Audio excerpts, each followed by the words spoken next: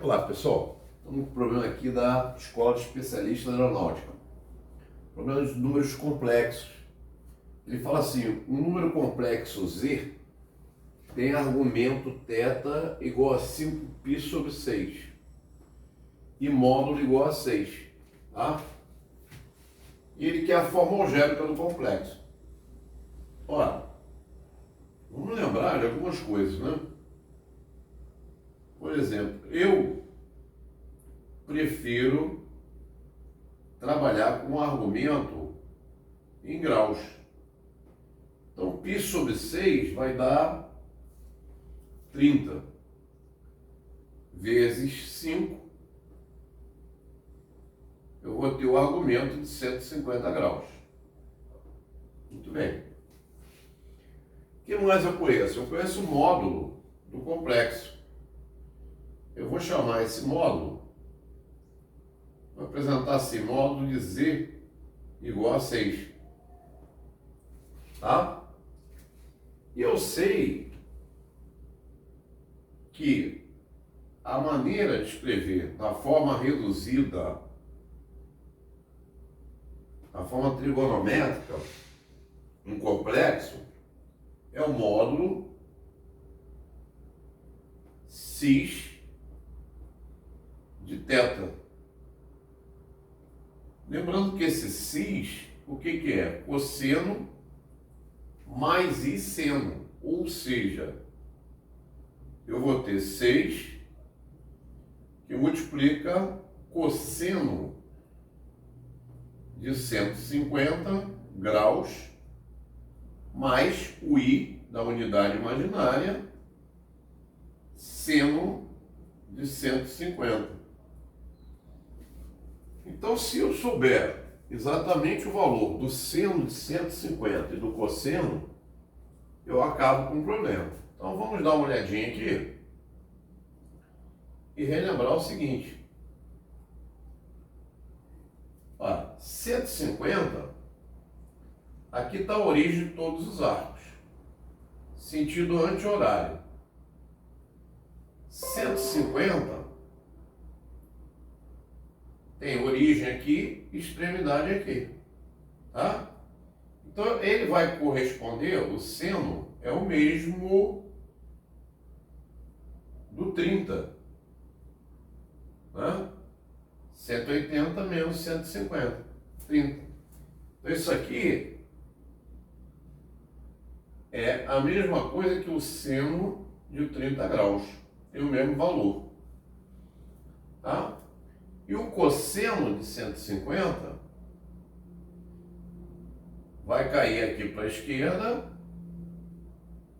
enquanto o cosseno de 30 vai cair à direita. Então basta trocar o sinal. Isso é o menos cosseno de 30. Como 30 e 150 são conhecidos, arcos notáveis, né? Então 6, cosseno de 30 é raiz de 3 sobre 2, negativo, vai dar menos raiz de 3 sobre 2, e seno de 30 é meio. Tá? Então você vai ter menos 6 raiz de 3 sobre 2, menos 3 raiz de 3. E mais 6 sobre 2i, 3i. Então, menos 3 raiz de 3 mais 3i, a opção correta será a letra A.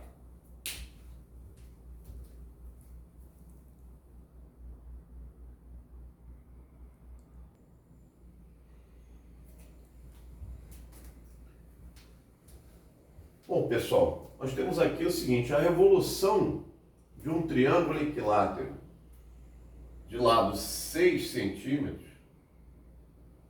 Então, você tem um triângulo equilátero, tá? De 6 centímetros de lado. Ele vai girar em torno de um dos lados.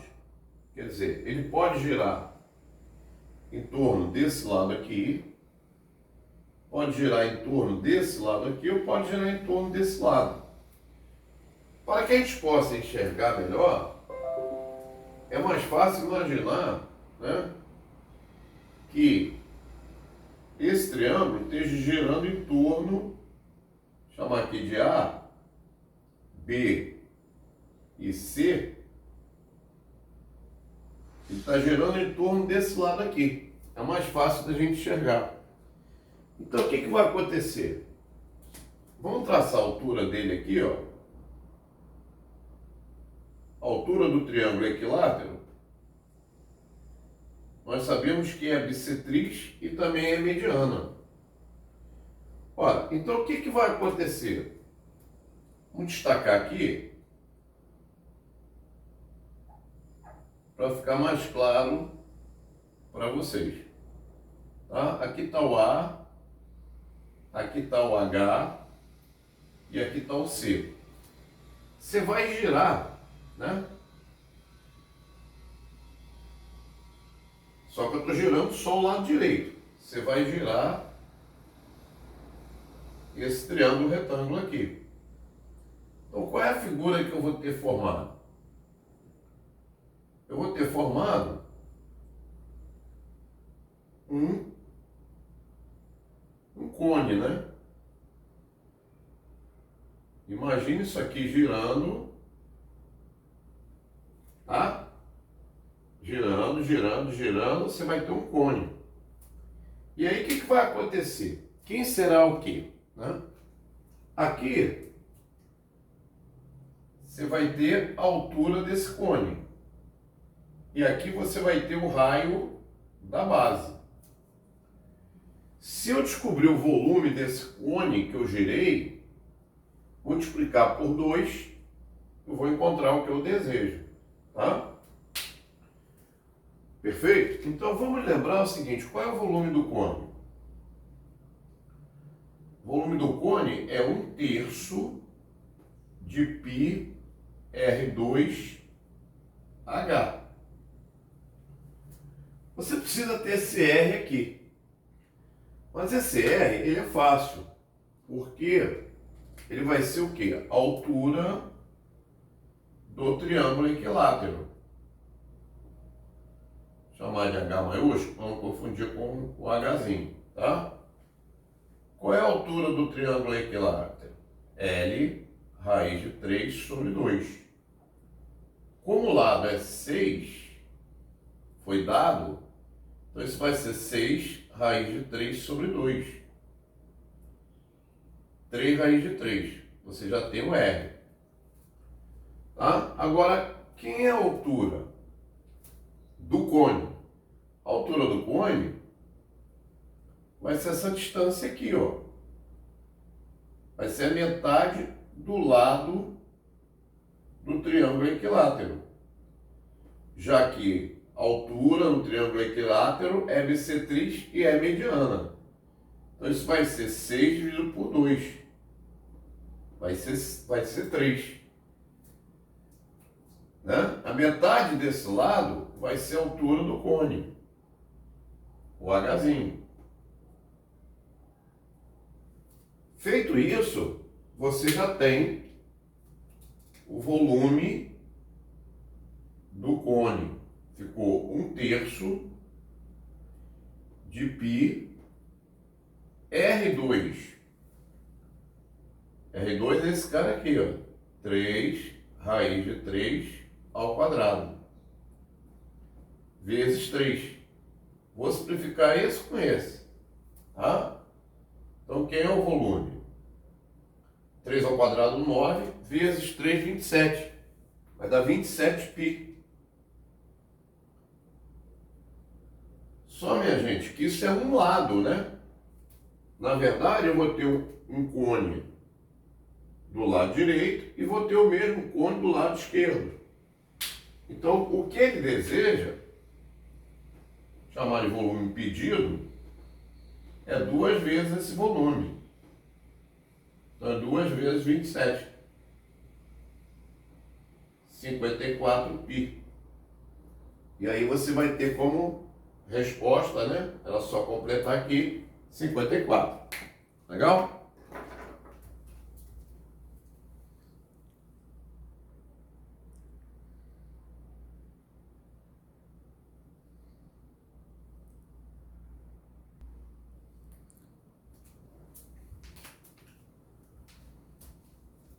Bom, pessoal, nós temos aqui o seguinte: seja ABC um triângulo retângulo em A. Eu vou desenhar um triângulo retângulo aqui, ó.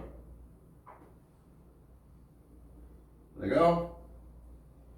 Botar o A aqui no ângulo reto. Botar o ângulo B aqui, tanto faz. Ele diz que vale 60. Então, obviamente, esse aqui vai ser 30. E ele deu o perímetro do triângulo. Perímetro a gente sabe que representamos pela expressão 2π. Por que 2π? Né? Para ficar mais fácil, porque se eu representasse por π, eu teria que fazer π sobre 2. Então é melhor trabalhar com 2π, que é o semiperímetro da metade, então vai dar π. Tá? A mesma coisa eu vou fazer aqui. Eu poderia chamar a hipotenusa de A, mas eu vou chamar de 2A. Por quê? Porque o seu cateto oposto ao ângulo de 30 vale metade da hipotenusa, vale A. Se eu chamasse de A, poderia? Sim, mas aqui apareceria o quê? A fração A sobre 2. Então eu posso evitar o aparecimento dessa fração chamando aqui de 2A. A metade vai ser A. Fica mais fácil. E o oposto ao ângulo de 60 é a metade, que é A, vezes raiz de 3. Então, quem é o nosso perímetro? Nosso perímetro quem é? É 2A mais A raiz de 3. Isso dá 3A mais A raiz de 3. Se eu colocar o 3 em evidência, eu vou ter... vou colocar o A em evidência. Desculpe a falha. Vou ter 3 mais raiz de 3. E aí dá para descobrir o A, né? Só que a hipotenusa eu não posso esquecer que eu chamei de 2A. Então eu vou igualar isso aqui, ó. A, que multiplica 3 mais raiz de 3, é igual a 9, que multiplica a raiz de 3 mais 1. Logo eu vou descobrir o A aqui, ó. Quem vai ser o A? 9 vezes raiz de 3 mais 1, dividido por 3 mais raiz de 3.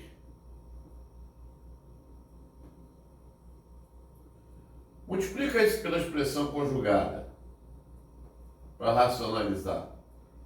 3 menos raiz de 3. E vamos ver o que vai dar isso, né? Repare. Aqui você vai ter quadrado primeiro 9, menos o quadrado segundo 3. Produto da soma pela diferença. Então o quadrado de 3 é 9, o quadrado da raiz de 3 é 3. 9 menos 3, 6. 9, e aqui eu vou multiplicar, ó. 3 raiz de 3, aplicar a distributiva, menos 3, mais 3, menos raiz de 3. Se anula esse com esse, tá? Vai dar 3 raiz de 3 menos raiz de 3, dá 2 raiz de 3, vezes 9, 18 raiz de 3 sobre 6. Então A é 2 raiz de 3. Mas não esqueça, tem opção aqui. Mas não é a correta. Por quê? Porque a hipotenusa, ela é 2A. Eu chamei de 2A. Então é o dobro. Né? Logo, eu vou ter o quê? Vou ter... aqui é 3, né? A igual a 3 raiz de 3. Então eu vou ter 6 raiz de 3. Opção correta, letra D.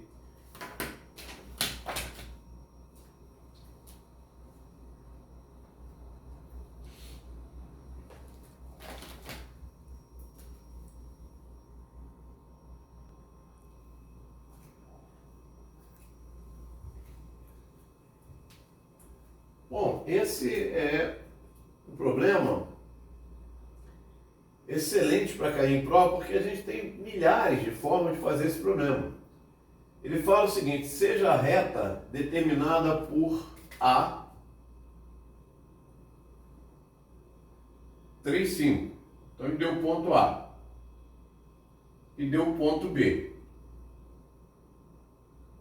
Tá? A 3, 5, B 6 menos 1. Aí ele fala: o ponto de abscissa 8 pertence à reta R. Você tem um ponto aqui, chamar de C, ele tem abscissa 8, coordenada é o que ele quer. Tá? Nós temos diversos caminhos, como eu falei, para resolver isso. Um seria a condição de alinhamento de 3 pontos, aquela que o teu professor deve ter ensinado, né? Você forma o determinante de ordem 3 e tal, resolve. Uma outra maneira é você encontrar a reta que passa pelo ponto A e B, forma a equação da reta, depois substitui o ponto C e vai encontrar o Y. Também dá. Pode dar um tratamento vetorial, que não é comum aqui no Rio de Janeiro. As pessoas, a maioria dos colégios não aborda esse tratamento vetorial, mas que é muito válido, né? Definir 2 vetores, trabalhar com paralelismo de vetores. Ou a gente pode fazer também o coeficiente angular da reta. Porque, reparem, a reta que passa por A e C, quem é o coeficiente angular dela? É a variação do y, o delta y, sobre o delta x. Eu gosto muito desse caminho porque normalmente sai direto. Tá? O delta y vai ficar y menos 5, esse menos esse menos esse, 8 menos 3. Só que você pode pegar a reta que passa, por exemplo, por C e B também. Ou, se você quiser, pelo ponto A e B. É a mesma reta. Então, é o mesmo coeficiente angular. Se a reta é a mesma, o coeficiente angular é o mesmo. Então, eu vou ter menos 1, menos 5. Tá? Menos 1, menos 5. E 6 menos 3. Isso vai dar menos 6 sobre 3. Vai dar menos 2. E agora é igual. São os dois coeficientes angulares, são iguais. É a mesma reta, como eu falei, né? Y menos 5 sobre 3 é igual a menos 2. Você vai ter direto o valor da ordenada do ponto que ele deseja. Y menos 5 é igual a menos 6. Logo, y é menos 6 mais 5. Y igual a menos 1. Opa, o que eu errei aí? Vamos ver? Tá dando uma zebrinha aqui. Será que eu copiei errado? 3, 5, 6 menos 1. Deixa eu ver aqui. Só checar aqui para ver se os valores são esses. 3, 5, 6 menos 1. Tá. Abscissa 8. Tá. Então, y menos 5, 8 menos 3. Ah, tá aqui, ó. 8 menos 3. 8 menos 3, né, gente? Não é 3, é 5, né? Pecando feio aqui, ó. Pecando feio. Então, isso vai dar menos 10 mais 5. Vai dar menos 5. Letra D. Tipo, o problema é que a gente não pode fazer isso na prova, né, gente? Tá? Não pode fazer um negócio desse que eu fiz na prova. Errar uma questão dessa maneira é suicídio. Tá bom?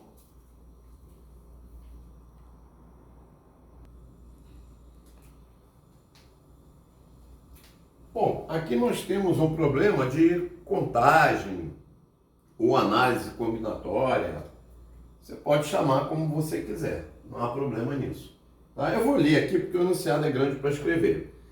Ele fala o seguinte: se 8 alunos do CFS, curso de formação de sargento, né, da EEAR, entrarão em uma única fila, de maneira que a única restrição é de que o aluno mais alto fique no início da fila. Então, o número de formas diferentes de se fazer essa formação problema simples, né? Você tem 8 lugares. 1, 2, 3, 4, 5, 6, 7, 8. Você quer colocar 8 pessoas. Mas você tem uma restrição. A pessoa mais alta tem que ficar nessa posição. Então, na verdade, você não tem 8 opções de escolha. Você só tem 7, né? Porque uma já está amarrada aqui pelo aluno mais alto. Tá?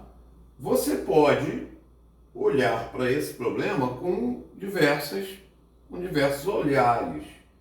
Você pode usar o princípio fundamental da contagem, você pode usar permutação, você pode fazer arranjo, a mesma coisa. O importante é o seguinte: você tem essa posição amarrada com o aluno A. Então aqui você tem 7 alunos, porque um já está aqui.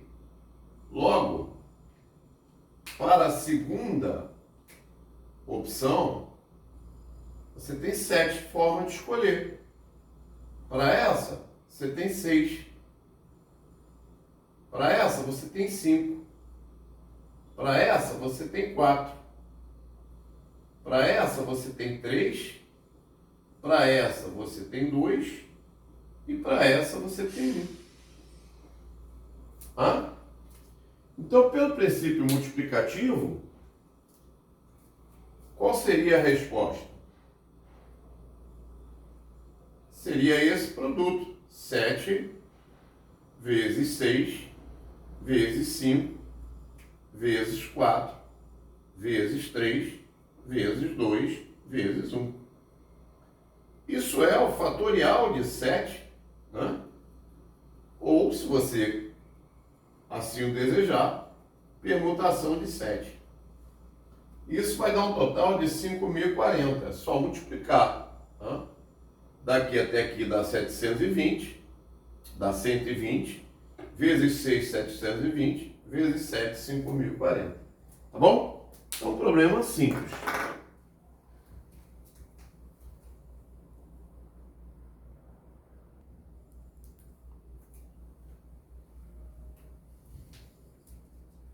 Bom, pessoal, nós temos um problema aqui que fala o seguinte: se seno de 2x é 1/3,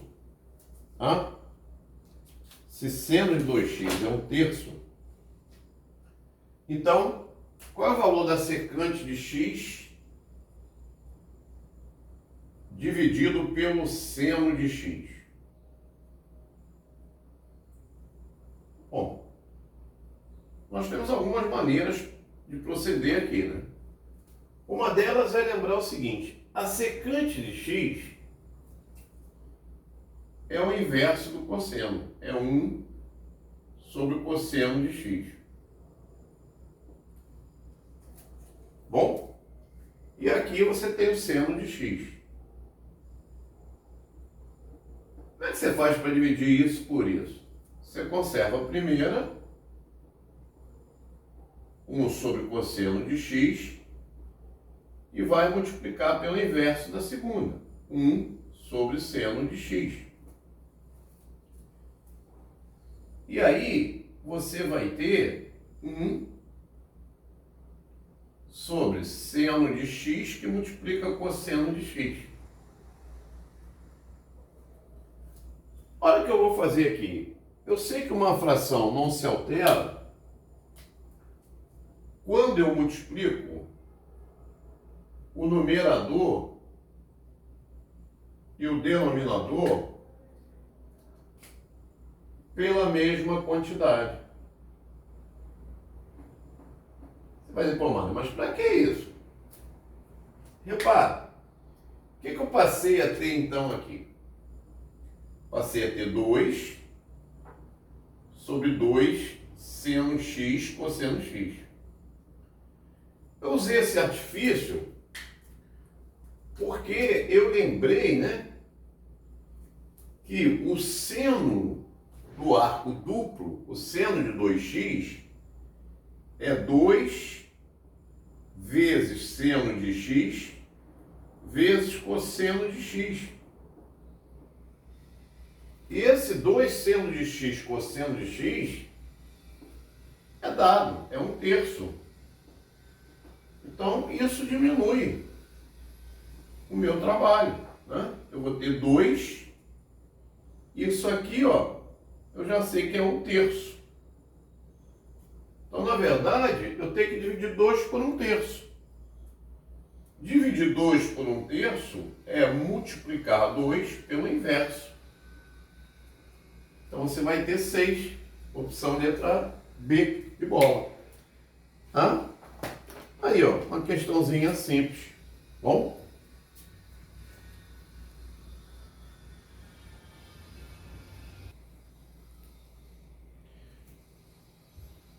Bom, pessoal, essa questão, ele fala o seguinte, a questão da ESA, né?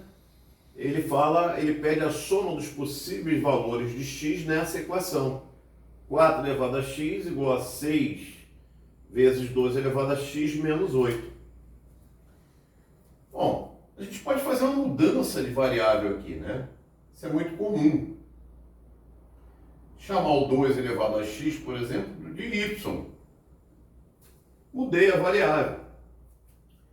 E lembrar que 4 elevado a x, na verdade, é 2 ao quadrado elevado a x, que é o mesmo que 2 elevado a x elevado ao quadrado, e que como 2 elevado a x é y, isso é y2.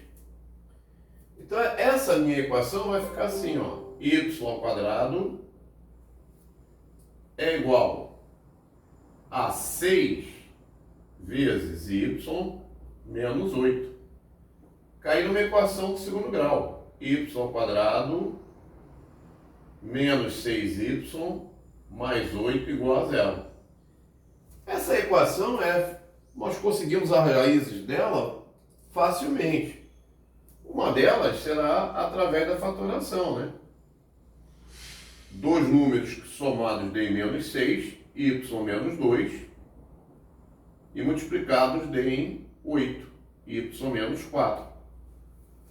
E daí você tira dois valores para y. Um deles vai ser igual a 2 e o outro valor igual a 4. Mas detalhe, você não quer o y, né? Você quer o x. Então você vai ter que retornar. Ou seja, duas exponenciais, né? 2 elevado a x igual a 2. Isso vai te fornecer um x igual a 1. Duas potências iguais, bases iguais, x igual a 1. A outra vem daqui, ó. 2 elevado a x é igual ao nosso 4. Só que o nosso 4...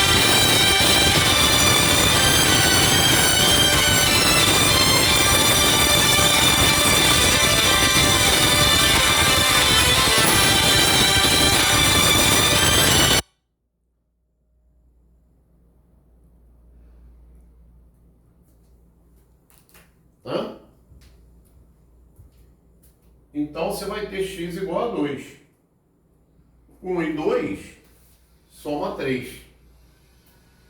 Tá legal? Gente, toca o celular aí. Inevitável, né? Acontece. Bom?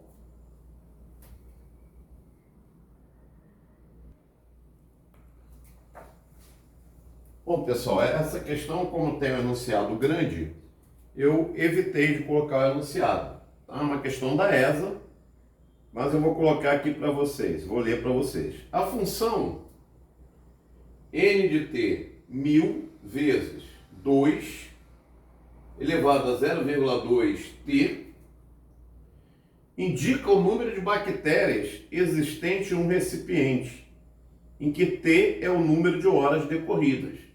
Então isso é uma equação exponencial, né? Se você fizer t igual a 0, você vai ter no instante inicial quantas bactérias você tem. Se você fizer t igual a 1, você vai ter 1 minuto, né?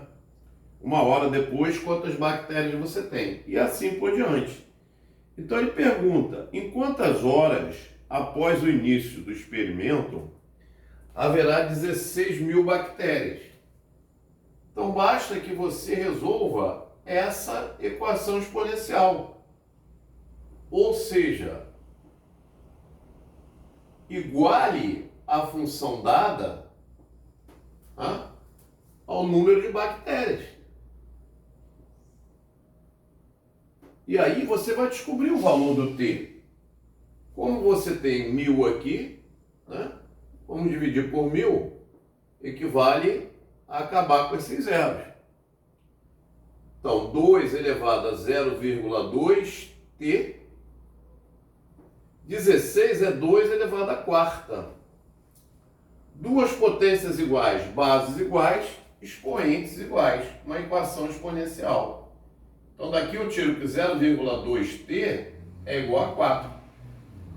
Multiplicando por 10, para acabar com eliminar essa vírgula, você vai ter 2t igual a 40. Portanto, t igual a 20. Então 20 horas, opção correta, letra E.